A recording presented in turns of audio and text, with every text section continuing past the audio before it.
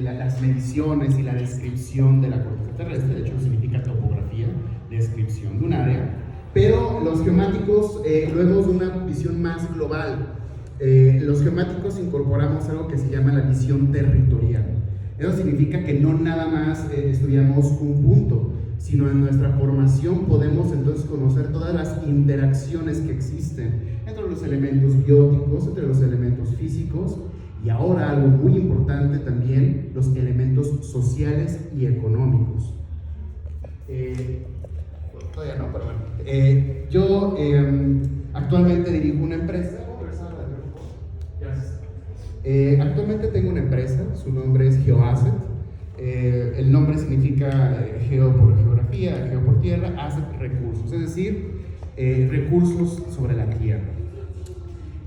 Nosotros en GeoAsset nos dedicamos a los trabajos, hacemos colaboración, que en el medio se conoce como B2B, eso significa business to business o negocios con negocios. Nuestros principales clientes no son, digamos que particulares, si nosotros aplicamos todo lo que es la geomática, todo el ejercicio ambiental, todo el ejercicio territorial, pero en negocios con consorcios, en negocios con grandes cadenas de minas, grandes cadenas de hoteles, y por lo tanto nuestra visión es un poco distinta que la visión que podemos tener de un trabajo hacia un particular. Nosotros tenemos que ya ver una visión de consorcio, una visión de corporativos. Adicionalmente también tengo la fortuna de impartir la materia de gestión ambiental en la Facultad de Ingeniería de la UNAM, precisamente en la carrera de Ingeniería Geomática. De hecho, creo que todos conocen dónde tomamos esa fotografía. Ahí lo dejamos de tarea para los que lo reconocen. Ahora sí, la que sigue, por favor. Para poder entender y poder contextualizar lo que vamos a hablar hoy, me gustaría hablar de un concepto muy importante, y ese concepto es la sostenibilidad. La sostenibilidad es un concepto que, si bien ya tiene mucho tiempo en pláticas, en boca de los especialistas, de los académicos, todavía la sociedad no alcanza a comprender todo el alcance de la sostenibilidad. Incluso he llegado a escuchar algunos argumentos medio raros que dicen: sostenibilidad es como sustentabilidad, pero hablado por un argentino, ¿no? No es lo mismo. La sostenibilidad, de hecho, es un término que incluso en las Naciones Unidas se está cada vez hablando más. Aquí tenemos un breve descripción de sostenibilidad, no vamos a ver la lámina, pero lo más importante es el gráfico que tenemos del lado izquierdo. La lámina obviamente creo que está en streaming, creo que se puede compartir la presentación. Y de hecho tengo la fuente, si gustan consultarlo, directamente de Naciones Unidas para conocer más sobre el tema. Pero ¿qué es lo importante de la sostenibilidad? Sostenibilidad habla de tres conceptos fundamentales, tres ejes. Uno es el económico, otro es el social y otro es el ambiental. ¿Qué significa eso? Nosotros ya no podemos seguir viendo todos esos elementos desarticulados. No podemos verlos como conceptos ajenos. Todos ellos se integran porque es la realidad de la sociedad. Y entonces los proyectos que realizamos, los estudios que realizamos y las acciones que nosotros estamos realizando tienen que estar bajo esos tres conceptos. Por ejemplo, si tenemos una actividad, un proyecto que económicamente es muy beneficioso y socialmente es muy beneficioso, significa que es un proyecto equitativo. Pero si ambientalmente hablando está causando un perjuicio, entonces no estamos llegando al desarrollo sostenible. Entonces, solo en el momento en el cual encontramos un proyecto que llegue a ese punto, que es económicamente viable, es económicamente beneficioso y de igual forma social y ambiental, solo en ese momento podemos saber que estamos desarrollando un proyecto sostenible. Entonces, con esa visión de sostenibilidad es que nosotros hemos hemos tenido un catálogo de clientes bastante interesante, donde ellos llegan con proyectos con nosotros y nosotros como empresa, como consultores, tenemos que estudiar sus ideas, entender qué es lo que ellos quieren hacer, ¿no? Entonces lo primero que hacemos cuando llega, vamos a poner un ejemplo, un consorcio minero, lo primero que hacemos es saber, conocer el proyecto, es decir, qué quieren hacer, cómo lo quieren hacer, ¿Dónde lo van a hacer? Una vez que conocemos eso, viene la siguiente parte.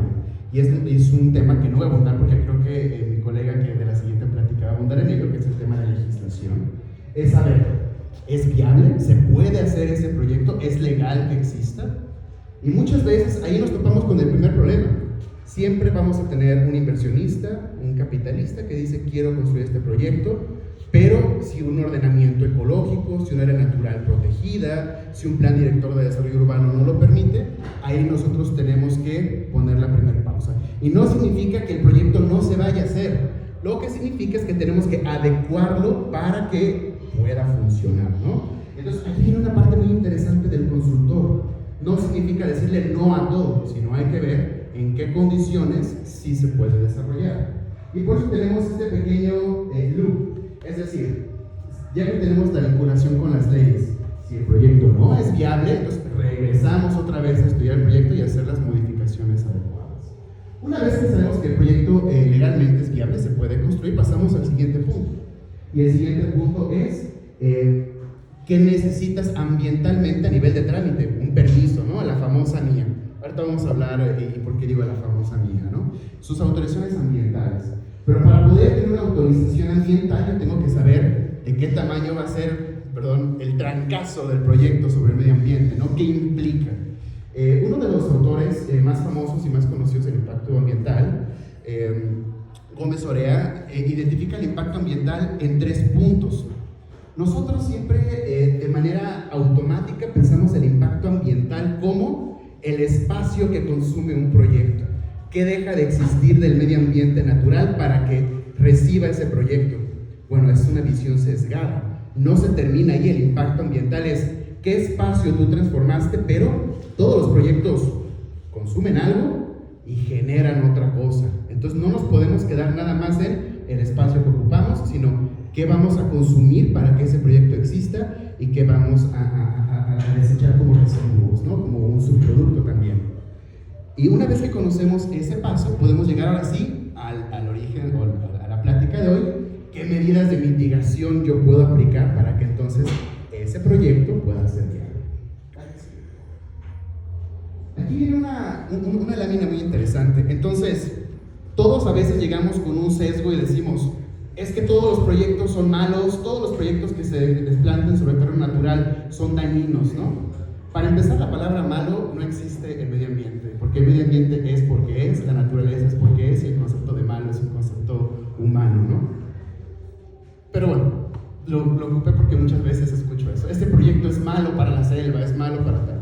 Vamos a hablar, es dañino, o sea, los impactos que va a generar, el espacio que va a transformar, lo que va a consumir, lo que va a desechar, es demasiado grande y por lo tanto se considera dañino. Depende, y de hecho creo que es algo que siempre los biólogos y las personas que estamos en este gremio podemos decir. Siempre nos preguntan, oye, ¿y todas las coníferas son verdes? No, depende, ¿no? ¿Todas las coníferas miden 20 metros? Depende, ¿no? Y con el impacto ambiental es algo similar. Aquí puse 2 ejemplos. Un parque fotovoltaico.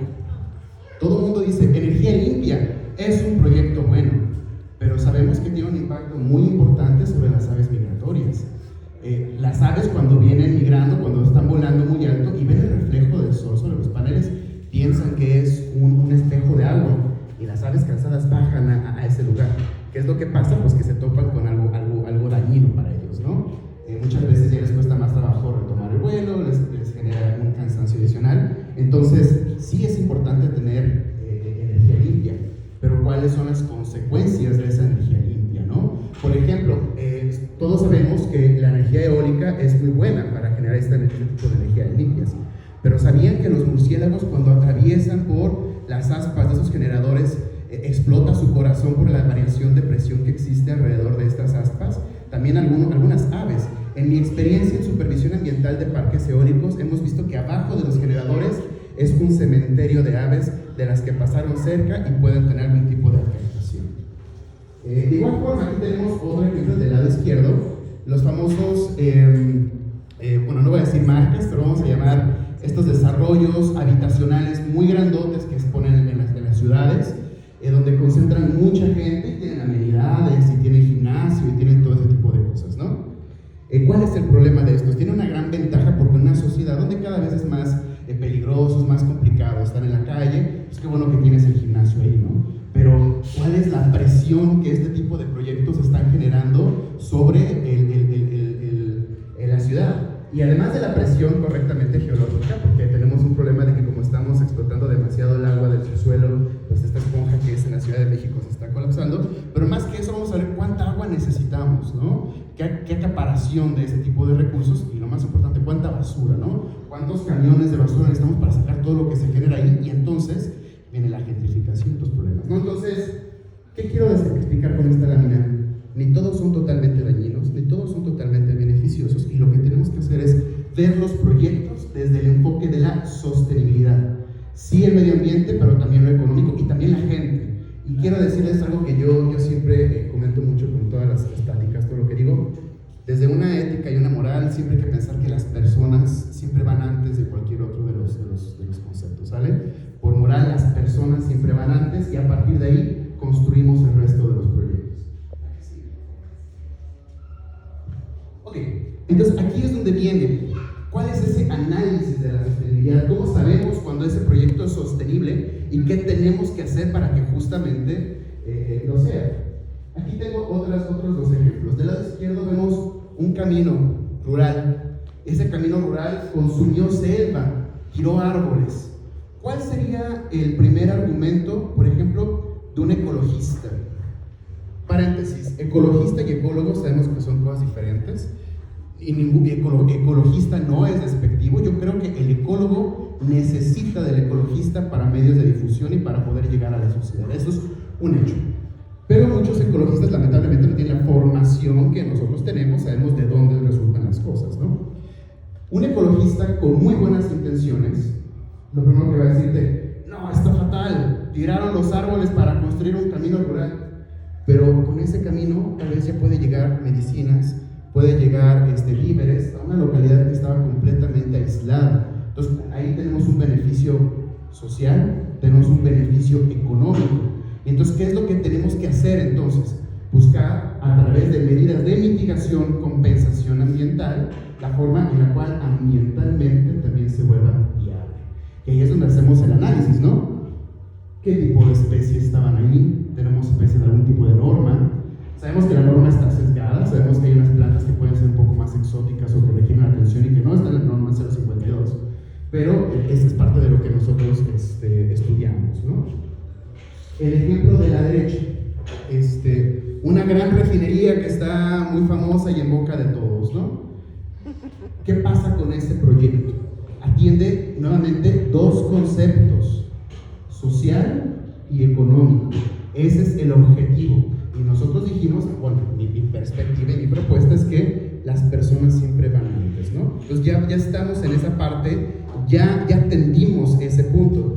¿Qué es lo que tenemos que hacer ahora? Estudiarlo con la mejor de nuestras capacidades para saber cuál fue esa interacción. Ojo, la palabra es interacción, porque no sabemos si es benéfico, no sabemos si es dañino y tampoco podemos calificarlo en el tamaño, ¿no? ¿Qué interacción tuvo sobre el medio ambiente para entonces plantear las medidas?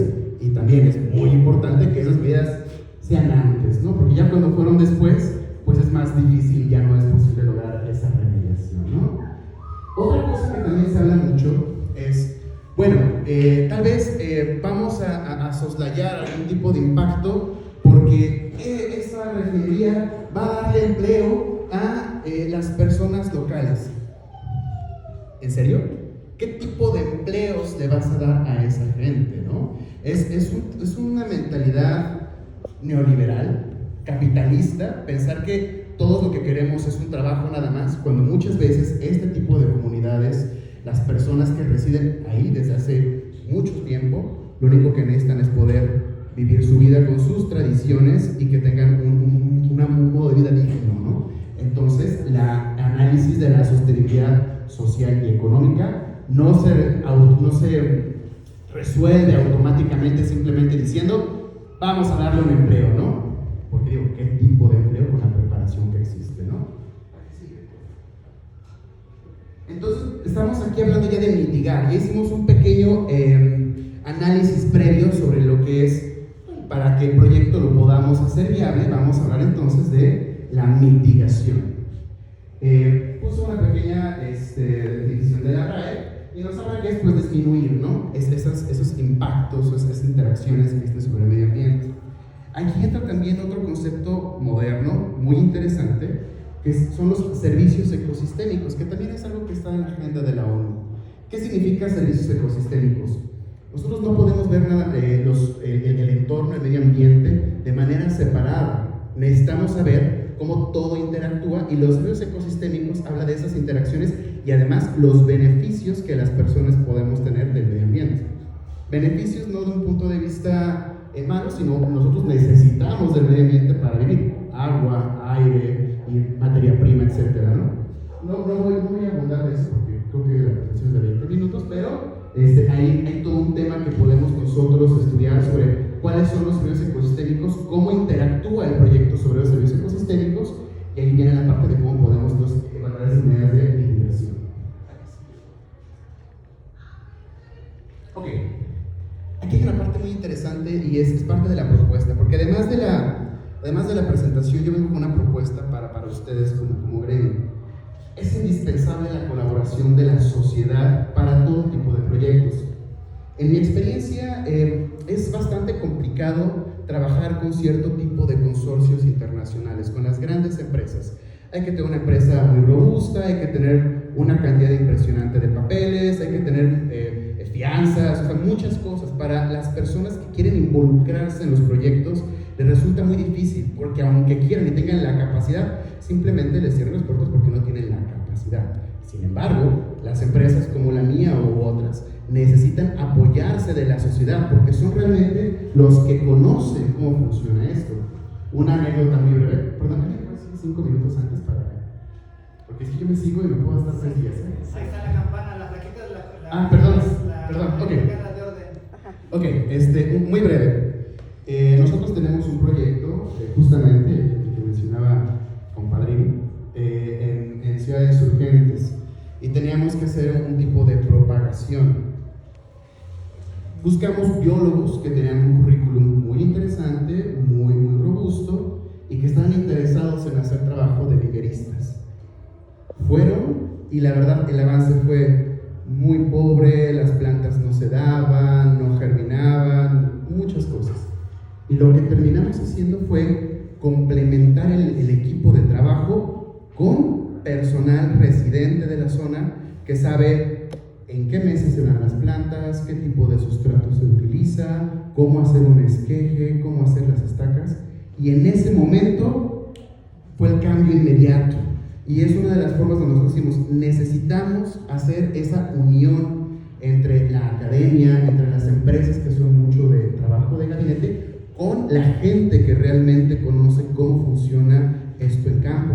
Y es algo que no existe. Lamentablemente, cuando la sociedad, un biólogo, un forestal, o simplemente una persona que tiene toda la experiencia del planeta en este tipo de cosas, quiere colaborar en un proyecto, pues lo primero que dicen es, bueno, me vas a contratar, dame tu currículum, ¿cómo lo hacemos? ¿No? Entonces, lo que tenemos que hacer es formar un mecanismo diferente para que todos esos especialistas que tienen esa buena voluntad, que quieren trabajar, puedan acercarse a las empresas para poder hacer esa sinergia. Un poco más adelante lo verás.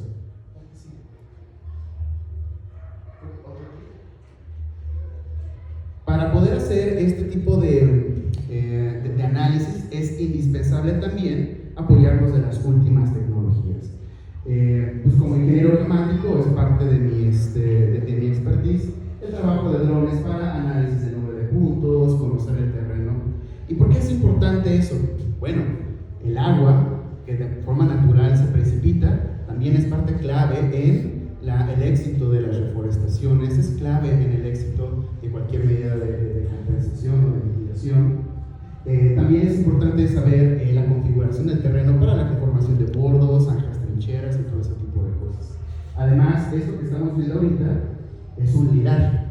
Muchos ya conocemos lo que es un lidar. El lidar es un tipo de dron que tiene una luz. Esa luz baja hacia el terreno, atraviesa la vegetación, y con esta tecnología podemos medir hasta fustes individuales de los árboles.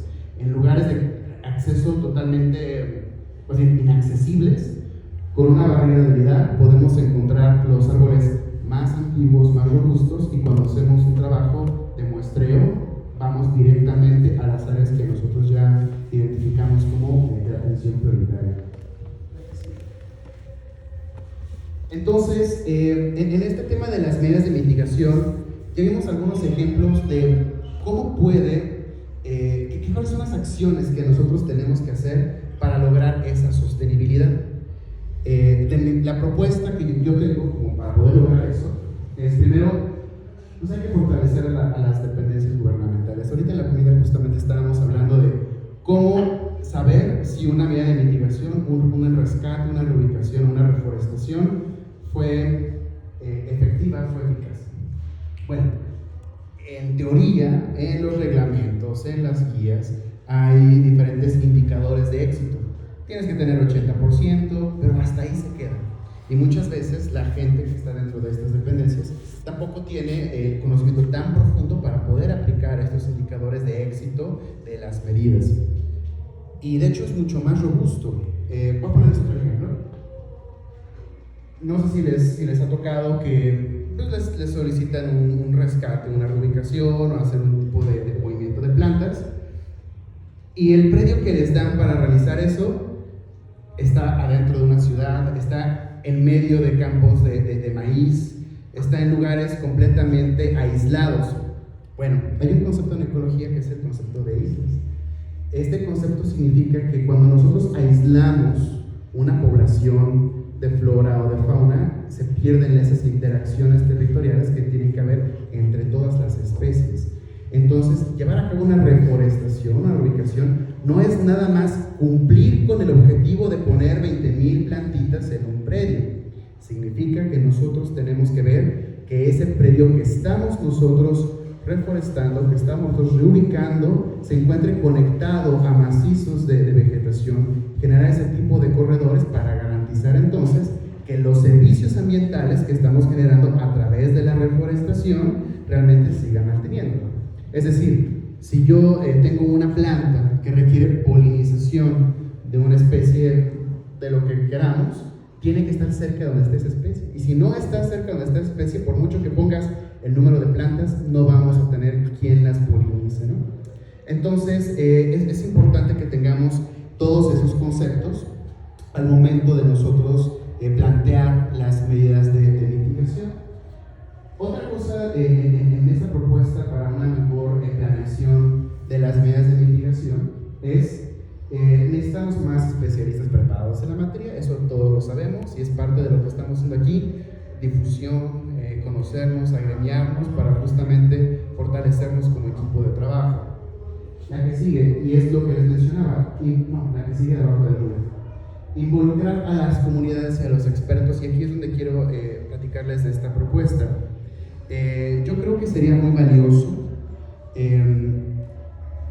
que podamos generar ese puente con las empresas y con las grandes transnacionales. Anteriormente, el impacto ambiental para los consorcios, para las empresas, para las transnacionales era exclusivamente: quiero mi autorización ambiental, quiero que me des el permiso para hacer esto. ¿Cómo? No importa. De hecho, lo que hacen las empresas dedicadas al impacto ambiental, medio ambiente, es vender ese papel, venden el resolutivo. ¿Qué dice? No importa. ¿Cómo lo logré? No importa. Y a veces piden cosas completamente fuera de lugar. Plantas que a veces son exóticas de la zona, las ponen porque en los muestreos salieron, cuando nosotros sabemos que unas plantas exóticas no forman parte del ensamble natural, ¿no? Y lo que tenemos que hacer entonces es, lo que hacen esas empresas, o lo que decía antes era: yo te vendo el papel. Afortunadamente, especialmente los grandes consorcios y las empresas internacionales, tienen ahorita ya una visión diferente, una visión más moderna. Muchas veces tienen programas ambientales que no necesariamente están destinados a cumplir con el papel, sino a cumplir con otro tipo de estándares, en este caso internacionales, y de buenas prácticas ambientales. Ahorita muy de moda una palabra que es mejorar el desempeño ambiental de los proyectos, no solo a efectos de un resolutivo, o sea, una autorización, sino que las acciones que están generando tengan ese buen desempeño. Recuerden que hablamos que el impacto ambiental está dado en tres partes: El espacio que consumimos, eso ya lo hicimos, ¿no? Si ya tenemos un proyecto funcionando, ya transformamos el terreno y ya no es campo, ahora es proyecto. Pero siguen existiendo las partes de yo estoy consumiendo algo, cuáles son los recursos que mi proyecto está consumiendo, y por otro lado, qué estoy desechando, qué está generando mi proyecto. En ese sentido, tal vez ya cumplimos con el trámite de tener el papel de la autorización, pero sigue vigente, tenemos que seguir buscando un buen desempeño ambiental del proyecto de aquí para el real. Entonces, en ese sentido de las buenas prácticas ambientales, es necesario que podamos establecer ese vínculo con las empresas. Yo sé que ustedes, veo que son un grupo de amigos que se conocen de mucho tiempo, pero sería bueno que se platicara, que se meditara la forma en la cual nosotros, junto con todos los conocidos, todas las personas que hemos conocido a lo largo de la República, puedan generar ese directorio, esa base de datos, para que entonces lo podamos nosotros acercar con las empresas, acercar con las dependencias, y el día que tengamos un proyecto, por ejemplo, en Etzatlán, Jalisco, sabemos que hay un experto en la zona de Jalisco que se puede unir al proyecto, ¿no? Y también, obviamente, esto tiene la parte, como dijimos, de la sostenibilidad, porque con eso veríamos la parte ambiental, veremos la parte social y económica para todos, ¿no? Entonces, se los dejo como una idea, yo con todo gusto podría aportar lo que pueda, pero ver la forma en la cual podamos hacer ese vínculo para que con todo su expertise podamos acercarnos a empresas como la que yo muy humildemente dirijo. Es empresas que son negocio a negocio. Yo difícilmente voy individualmente con un propietario a hacer un proyecto individual.